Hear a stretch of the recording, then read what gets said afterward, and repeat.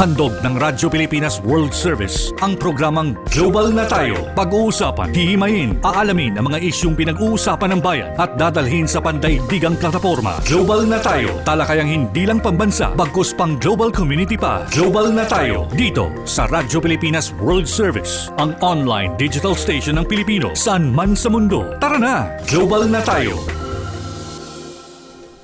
Muli po, isang mapagpalang pagbati mula dito sa inyong himpilang Radyo Pilipinas World Service. Ako po inyong lingkod, Ray Sampang, muli nag-aanyaya sa isa na namang edisyon ng programang Global na Tayo. Ang ating pong programang Global na Tayo ay inyo pong napapakinggan mula Lunes hanggang Biyernes dito sa inyong himpilang Radyo Pilipinas World Service. Kami po ay isa sa mga himpilan ng Presidential Broadcast Service, Bureau of Broadcast Services. At kami po ay inyong nasusubaybayan sa pamamagitan ng ating mga social media platforms. Sa ating pong Facebook Broadcast Live, i-type nyo lamang sa inyong Facebook browser, Radyo Pilipinas World Service. Gayun na rin sa ating YouTube channel, i-type nyo lamang po sa inyong YouTube browser, Radyo Pilipinas World Service. At sa ating real-time, on-time, live audio streaming sa pamamagitan ng ating PBS audio receiver. Kung kayo po ay may cellphone at ang gamit nyo yung smartphone at iPhone, pwede po yan. Sa smartphone, i-type nyo lamang, hanapin nyo lamang sa Google Play. At kung sa iPhone, hanapin nyo lamang po sa App Store. At sa mga browser po ng inyong mga Google Play at App Store, type nyo lamang eBox PBS Audio Receiver. E as in Elephant, B as in Victory, O as in October, X as in Xerox. At i-download nyo lamang po ang ating PBS Audio Receiver. At pag na-download nyo na, i-tap nyo lamang po yan. Makikita nyo na ang mga himpilan sa ilalim ng Presidential Broadcast Service. Isa na po doon ang himpilang Radyo Pilipinas World Service. Ang ating pong broadcast sa ating himpilang Radyo Pilipinas World Service ay nagsisimula mula Monday to Sunday. Nagsisimula po ang ating broadcast airing alas 7 ng umaga. Nagtatapos the next day alas 2 hanggang alas 3 ng madaling araw. Yan po ay upang mas lalo po naming marating ang ating mga kababayan, hindi lamang dito sa Pilipinas, maging sa iba't ibang bahagi ng mundo. Ayan. Kasama pa rin ang ating Global na Tayo team mula po sa ating production side hanggang sa ating engineering side. Maglilingkod pa rin po kami ngayong araw na ito ng Lunes, oras dito sa Pilipinas, para sa isa na namang edisyon ng programang Global na Tayo. So please, like ang ating Facebook Radyo Pilipinas World Service page, ang ating FB page, like and share. And of course, follow ang ating mga social media platforms like our Facebook page, ang ating YouTube channel. Paki-subscribe na lamang po at download sa ating live audio streaming.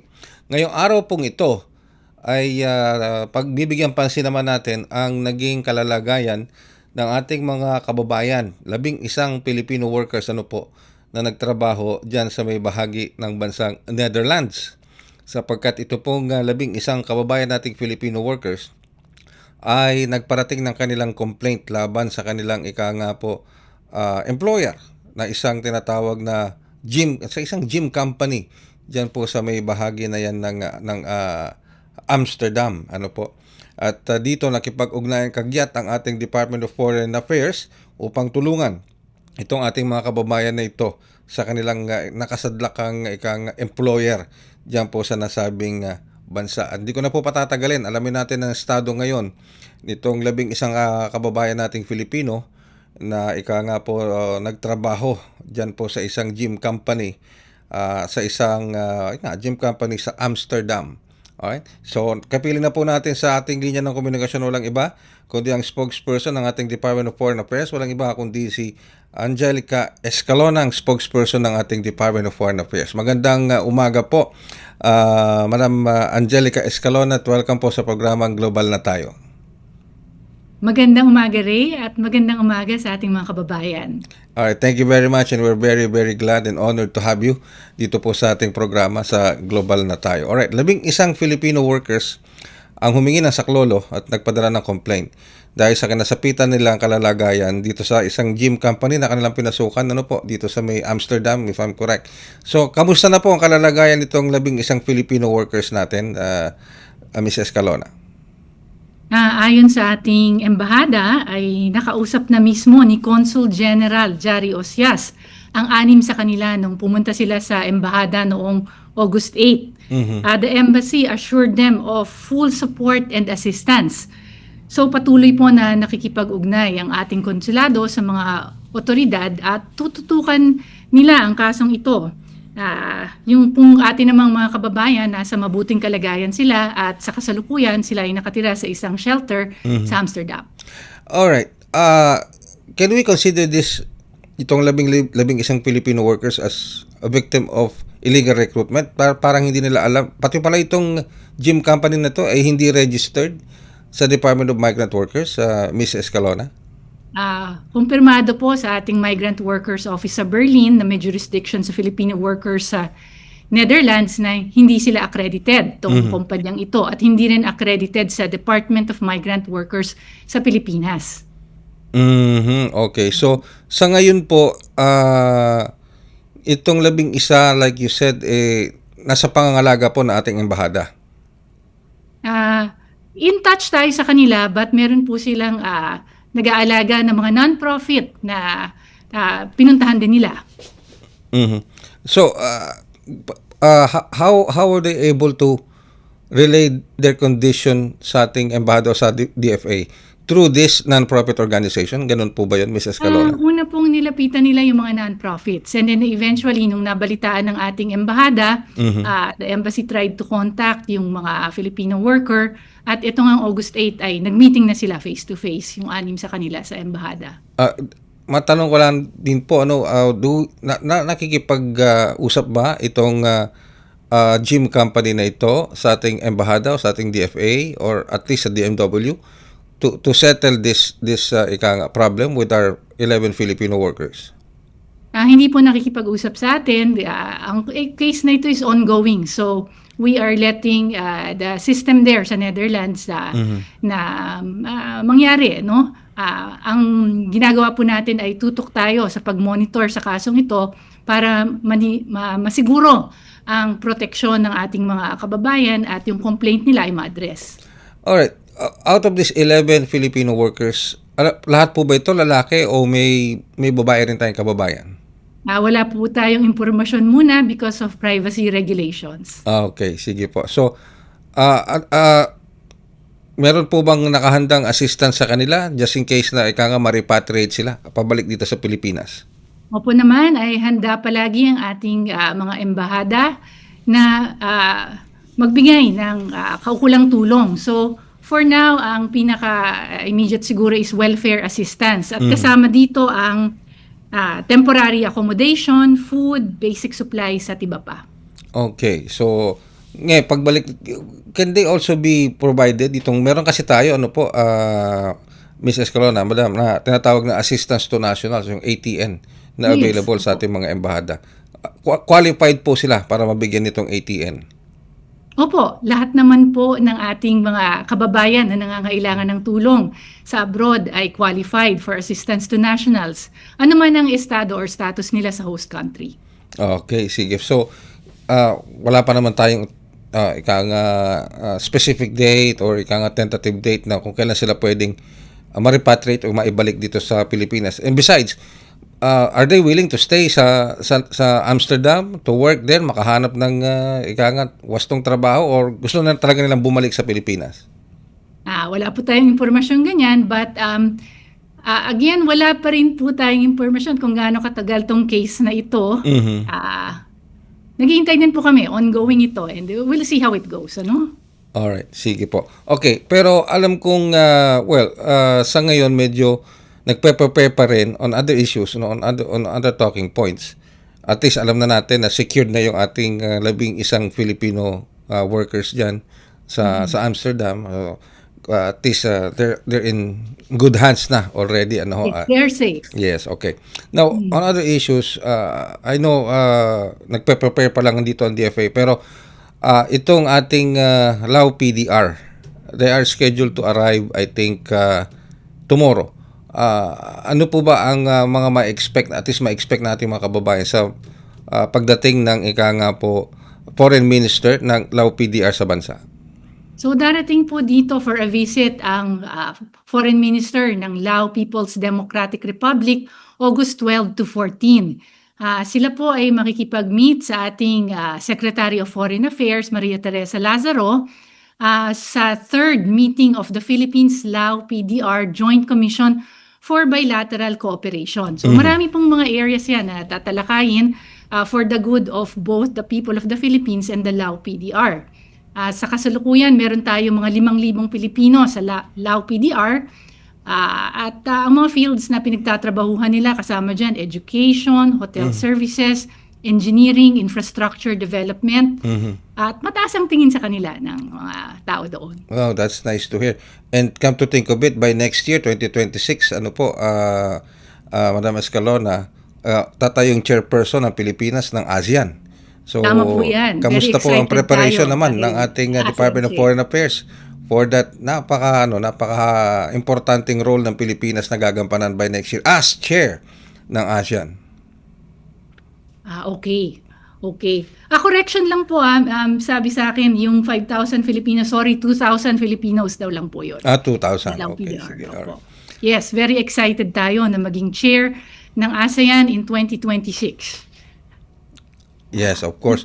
And syempre, yan ika nga pinaghahandaan na natin pati dito sa Pilipinas, sa ating bansa, talagang pinaghahandaan yung pagdating ng ating ika nga delegates, yung mga member ASEAN countries dito sa Pilipinas. And of course, the President Ferdinand R. Marcos himself has announced that, and I think he's ika nga full swing na yung preparation natin for that sa 2026. So, what can the Philippines expect in hosting this ASEAN 2026 next year? Okay, ang hosting natin ng ASEAN ay isang opportunity for us to promote Philippine national interest. So kung tayo ang chair, meron tayong opportunity na mag-set kung ano yung mga priority areas na pag-uusapan sa mga ASEAN meetings sa iba't ibang level. So it's a very good way to ensure na yung mga gusto natin lumabas dun sa mga usap-usapan.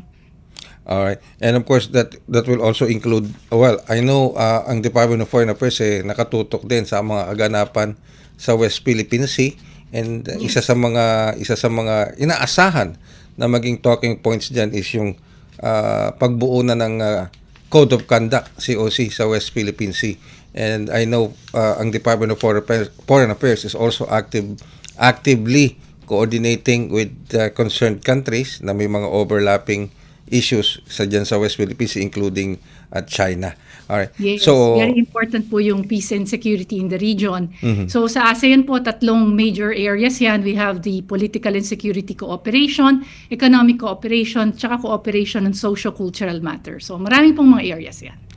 alright. Well, it's a good thing to hear coming from the Department of Foreign Affairs mismo na safe na yung ating 11 kababayang Filipino dyan sa Amsterdam. And Tututukan lang natin tong kasong ito. Yes. With that, maraming salamat po, Mrs. Escalona. Not unless meron pa po kayong mga importanteng impormasyon na naisip parating sa ating mga kababayan, lalong-lalo na sa mga nanonood nakikinig sa atin ngayon. Go ahead po, Siguro po, Mrs. Escalona. paalala lang sa ating mga kababayan na pupunta sa ibang bansa upang magtrabaho na huwag bastang maniniwala sa mga online job offers, lalong-lalo na yung mga too good to be true. At mainam pa rin po na dumaan sa tamang proseso at may hawak na mga tamang dokumento. With that, Ma'am Escalona, maraming salamat po sa oras na pinagkaloob nyo sa amin dito sa Global na tayo, and very reassuring ito pong nabanggit po ninyo na safe. First and foremost, safe na yung ating mga kababayan, yung 11 nating kababayan dyan sa Amsterdam. Thank you very much for your time. Maraming salamat po, and I hope this will not be the first and last na makakasama po namin kayo dito sa ating programang Global na tayo. Thank you very much, Ma'am. Mabuhay po kayo. Maraming salamat, Ray, at mabuhay. Ang ating pong spokesperson ng Department of Foreign Affairs, walang iba kundi si Miss Angelica Escalona. Ayan, kami po ay magbabalik. Makalipas lamang ang ilang paalala.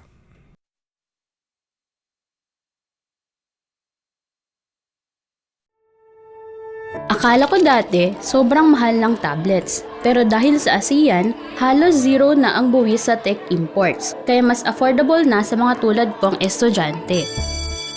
Sa digitized custom system ng ASEAN, mas mabilis dumating ang mga learning gadgets.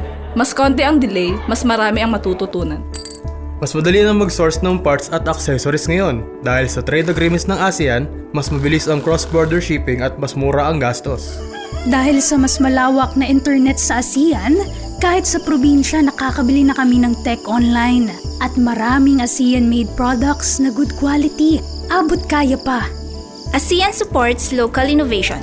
Meron tayong mga hubs na tumutulong sa mga inventors at startups gaya ko para protektahan ang ideas at gawing negosyo.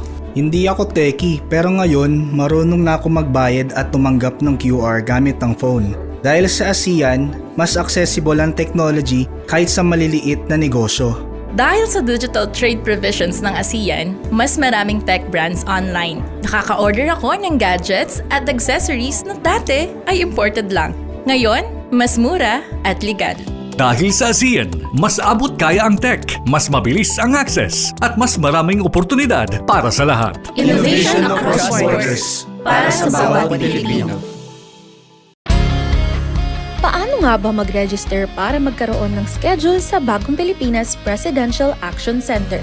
Narito ang mga dapat gawin. Gamit ang iyong mobile device, pumunta sa eGovPH app. Pwede itong i-download mula sa Apple App Store o sa Google Play Store. Gumawa ng account. Ilagay ang email address, valid mobile number, pagkatapos ay makakatanggap ka ng one-time code sa iyong email. Gamitin ang code sa eGov app para sa verification ng iyong account at ng mga impormasyong ibinigay.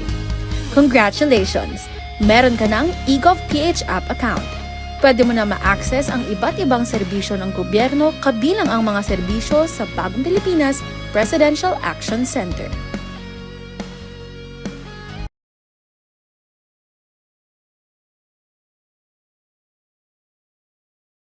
Yung totoo ang dapat ninyong malaman. Nagkalat sa internet ang fake news o mali at tinatapon niyo yung tao. What they are doing is creating panic. We say no. Yung pagkalat ng fake news. And some of it's dangerous. Sana iwasan po natin pag-spread ng fake news. At di magpapakalat ng disinformation at misinformation ang kasulukuyang administrasyon. Stop telling us fake news because you're wrong. Para sa totoo at mapagkakatiwalaang mga balita at impormasyon, Radyo Pilipinas. Kayo po ay patuloy na sumusubaybay sa programang Global na Tayo dito pa rin po sa himpilang Radyo Pilipinas World Service. So ulitin ko lamang po, i-clarify ko lang yung sinabi kanina ng ating puting spokesperson ng Department of Foreign Affairs, yung bilang ng ating mga kababayang nagtatrabaho, naninirahan at nagtatrabaho sa Lao PDR o yung tinatawag mong Lao, itong Lao PDR, 2,000. 2,000. Kasi nabanggit kasi kanina ni Miss Escalona na nasa around 5,000 pero meron lang siyang correction na ginawa doon. Nasa mga around more than 2,000, okay, na ating mga kababayan na nagtatrabaho at naninirahan sa Lao PDR. Kasi nakaschedule po dumating ang kanilang Minister of Foreign Affairs ng Lao PDR sa Pilipinas bukas, August 12 hanggang August 14.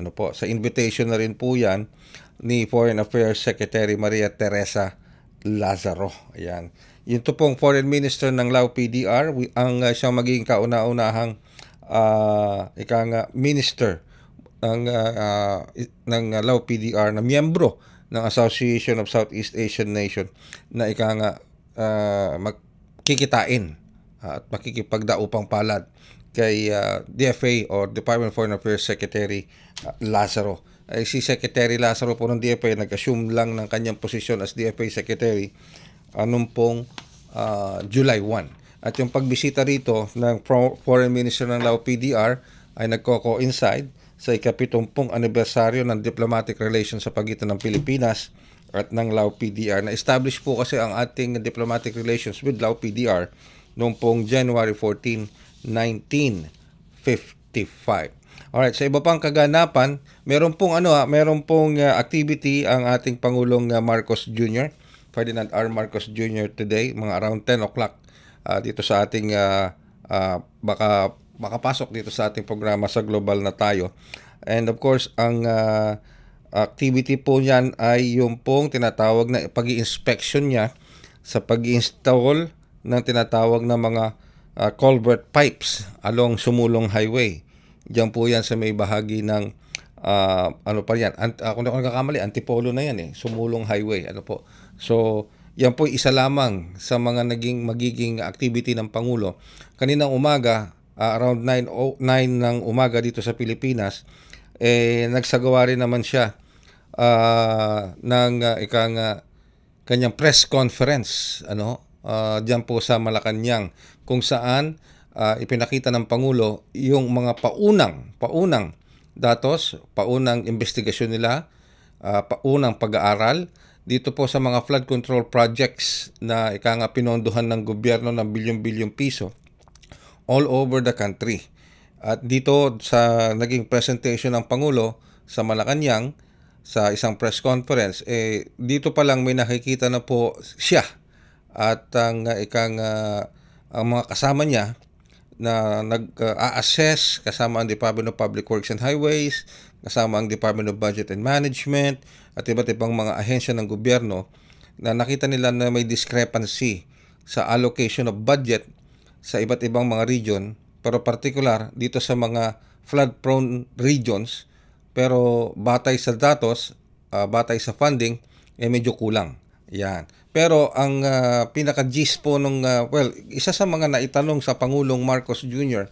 dito sa kanyang press conference kanina sa Malacanang, kung may naglabas na ba sila ng listahan, meron na bang mga pangalan na pwedeng i-report sa taong bayan. Dahil matatandaan po ninyo, nabanggit ng Pangulo sa kanyang SONA, ika-4 na SONA, last July, maglalabas sila ng listahan at ng mga pangalan ng mga pangalan ng mga kontratista o sino man na involved sa flood mitigation projects o flood projects ng gobyerno na nauwi sa korupsyon.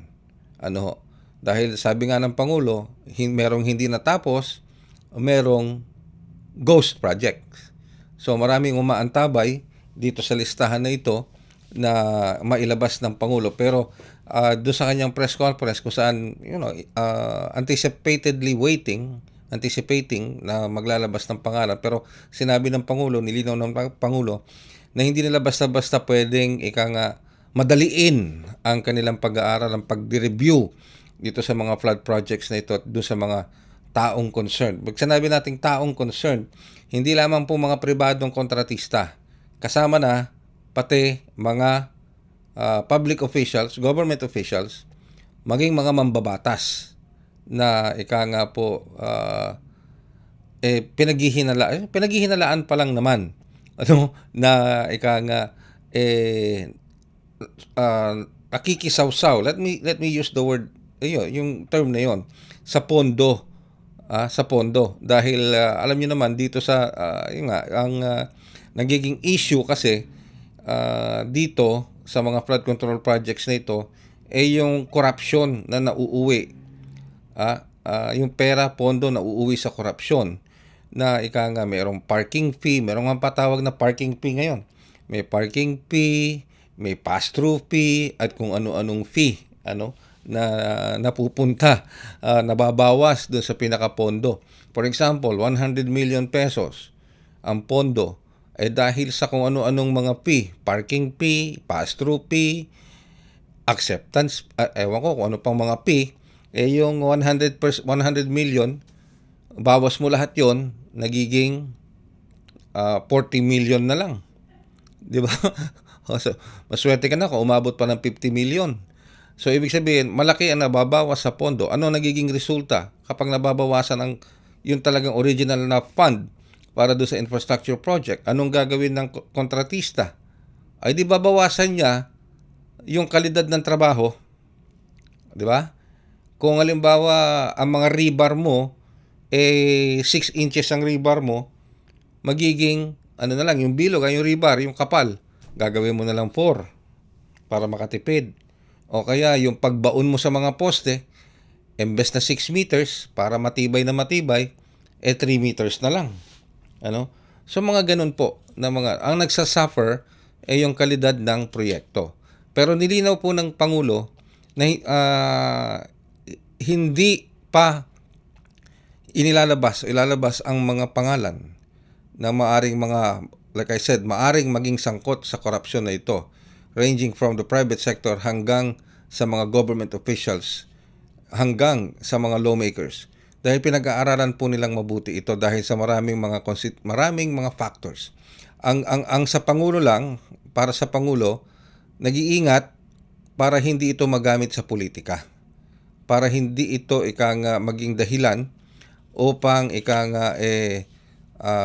maging kabalintunaan ng katotohanan. So they want this data, these names to be verified and confirmed. Itong mga projects na ito na kapag once na lumabas ang mga datos, ang mga information solid, at they can be held accountable na walang question. Diba? Madaling magturo sabi nga ng Pangulo, madaling magturo. Ito, korap ito, ito napunta ito dito. Pero kung walang sufficient na information, data, legal basis to support this, siyempre magiging hilaw, magiging ampaw, and it will not prosper sa law of court, di ba? So ang gusto lang ng Pangulo, bago niya ilabas itong mga pangalan na ito, is dumaan sa due process, dumaan sa verification, dumaan sa another verification, and then confirmation. At hinihingi niya ang partisipasyon ng taong bayan. Opo, tama po yung narinig nyo, yung mga kababayan kong overseas Filipino workers dyan, sa iba't ibang panig ng mundo, totoo po yung narinig ninyo. Hinihingi po ng Pangulo Marcos Jr.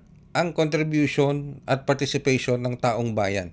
Anong sabi ng Pangulong Marcos Jr.? Ang sabi niya, the Filipino, yung tao, yung mamamayan, na nandoon sa area ng flood control project, na pumalpak, na hindi nasunod yung specification o talaga nauwi lang sa corruption, ang makapagsasabi talaga na ito po ginawa, hindi natapos. Dito sa lugar na ito, dito sa probinsyang ito. Ito po, kagagawa lang, natapos nga, pero bumagyo lang, bumaha, bumigay yung dike. Na ituturo kagad yung location, nakukuha na ng picture, na isasubmit. So to that, pati yung kanilang research na ginagawa at yung kanilang pag-double check do sa mga data, kasama ng mga reports ng taong bayan, pag nagsama-sama yan, it will be a resounding legal basis para po maglabas ng mga pangalan at makapag-file ng karampatang mga kaso laban dito sa mga kontratistang ito, pati yung mga sangkot na mga government officials, maging mga lawmakers. Okay? Meron. Ang sinasabi nga po, meron. Kaya't meron nga po mga transformer. Pag sinabi natin transformer, ano bang ibig sabihin ng mga transformer? Diba? Okay? Yung bang, di ba pag yung transformer, nakapanood na ba kayo ng movie ng transformer? Kotse na nagiging robot? Ganyan Sa Kongreso po, meron ding mga transformer. Mga mambabatas. Oo. Mga mambabatas, nagtatransform, nagiging kontratista. Ngayon, nagtatransform. Meron.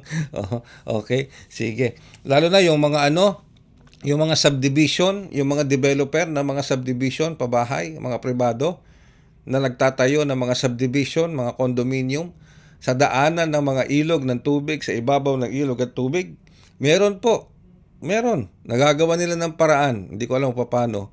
Kaya sabi nga, hindi lang po kontratista ang may problema rito. Pati yung local government officials at yung mga mambabatas, no? Dahil may mga subdivision, may mga condominium units, may mga housing units na ginawa pero walang masyadong planning pagdating po sa yung tamang daluyan ng tubig. Marami na tayong narinig na ganyan dito sa atin, na tinayo yung bahay sa ibabaw ng ilog, tinayo yung bahay sa gilid ng ilog, 'di ba? Kaya't 'yun ang tinitignan ngayon. Okay? Yan. Marami. Kaya't yung may mga developer na ganyan, na mga condominiums, sabi nga, meron nga dito si Mr. Ang, kilala niyo si Mr. Ang ng San Miguel Corporation, 'di ba? Nag-aano na siya, nag-volunteer na siya sa gobyerno na sila na ang magsosolve ng flood problems ng Pilipinas. Kaharap po, nagsagawa po siya ng isang press briefing. Kung hindi niyo po napanood yan, i-relay ko sa inyo. Nagsagawa siya ng press briefing kasama ang mga local government officials ng Metro Manila, maging ng ilang mga mambabatas. At sa harap ng press briefing na yon, inako niya. Sabi niya, kami na ang solve ng flood problems ng Pilipinas. Basta bigyan niyo lang kami ng authority to do so. Diba? Ano ang unang sinabi ni Mr. Ang ng San Miguel? Ang unang-unang cause ng pagbaha ay yung pagharang sa natural flow ng ating mga ilog at mga creeks. Paano nahaharangan? Nagtatayo ng mga kung ano-ano mga infrastruktura, nagtatayo ng ano-ano mga structure, nahaharangan hanggang sa nababago yung flow ng ilog. And if that happens, doon nagkokos ng malaking matinding flooding. Alright.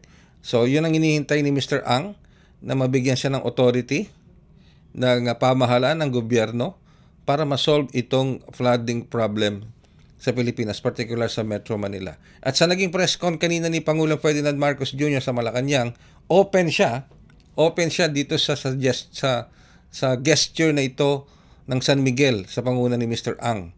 At sabi nga ng Pangulong Marcos Jr., lahat ng tulong tatanggapin basta para po dito sa ikabubuti ng ating bayan, para makabangon tayo dito sa problema ng pagbaha dito sa ating sariling bayan. So, antabayanan pa rin natin yung lalabas ng mga lista, yung mga pangalan na yan after ng thorough and due and diligent assessment and review nitong mga flood projects na ito. Sino ba talaga ang dapat ditong managot? Pero one thing is for sure, sabi ng Pangulo, may accountability. There will be an accountability on this. So okay, tandaan niyo yan. May mga transformer. Hindi lang napapanood sa sinihan ng transformer. Alam niyo, di ba, yung Autobots, ano ba yun? Di ba? Di ba? Mga transformer, yung mga bata. Pero di ba, pelikula yan transformer, mga kotse nagtatransform sa robot, di ba, ganun. Sa Kongreso meron din po, ulitin ko, meron din. May mga transformer, mga lawmakers nagiging kongresista. Lawmakers, mga kongresista, lawmakers. Basta lawmakers. Mula sa pagiging mambabatas, nagtatransform, nagiging kontratista. Alright, sige po. Well, sa puntong ito, unti-unti na po tayo magpipinit ng isa pang edisyon ng Global na Tayo. Hatid po sa inyo ng Radyo Pilipinas World Service. Pero bago po ako tuloy ang magpaalam, ang aking pong paanyaya, always, and please, like our social media platforms, like our Facebook page, Radyo Pilipinas Facebook page, like and follow Radyo Pilipinas Facebook page, Radyo Pilipinas World Service Facebook page. And of course, subscribe sa ating Radyo Pilipinas World Service YouTube channel and download Radyo Pilipinas World Service live audio streaming. Sa ngalan po ng ating mga nakaakibat sa edisyong ito ng Global na Tayo, sa ating Master Control si Miss Susan Aison, sa Wirecast, of course, si Hero, and of course, ang bago nating makakasama sa technical side, si Justin. Si Justin. Sa atin na ba talaga si Justin? Sa atin na si Justin. Yan, sige. Makakasama na po natin regularly si Justin. Babae po yan, di lalaki ha. Okay. Marami kasing nako-confuse pag Justin, akala lalaki. Hindi naman lahat lalaki. May babae rin po. Parang pangalang Jermaine lang yan . Yung Jermaine, usually akala mo lalaki. Pero meron ding babae na gumagamit ng pangalan na Jermaine. Alright. And of course, sa ating live audio streaming, si Mr. Leo Magpayo. At sa ating producer for today, of course, ang ating executive producer, ang nagsusumikap na makakuha tayo ng mga talking points sa ating mga programa sa Global na Tayo. Walang iba kundi si Miss Stephanie Stephanie Vicente. Lagi talaga, sorry na lang. Si Miss Stephanie Vicente, ang ating executive producer. Maraming salamat po sa inyong pagsubaybay sa Global na Tayo, and hanggang sa susunod na edisyon ng ating programa. Ingat po tayong lahat sa ating mga overseas Filipino workers. Maraming salamat po. At sa ating mga Filipino seafarers, ingat po tayo lagi. Muli, ako yung lingkod, Ray Sampang. Hanggang sa susunod na edisyon ng Global na Tayo. Handog ng Radyo Pilipinas World Service ang programang Global na Tayo. Pag-uusapan, hihimayin, aalamin ang mga isyung pinag-uusapan ng bayan at dadalhin sa pandaigdigang plataforma. Global na Tayo, talakayang hindi lang pambansa, bagkus pang global community pa. Global na Tayo, dito sa Radyo Pilipinas World Service, ang online digital station ng Pilipino saan man sa mundo. Tara na, Global na Tayo.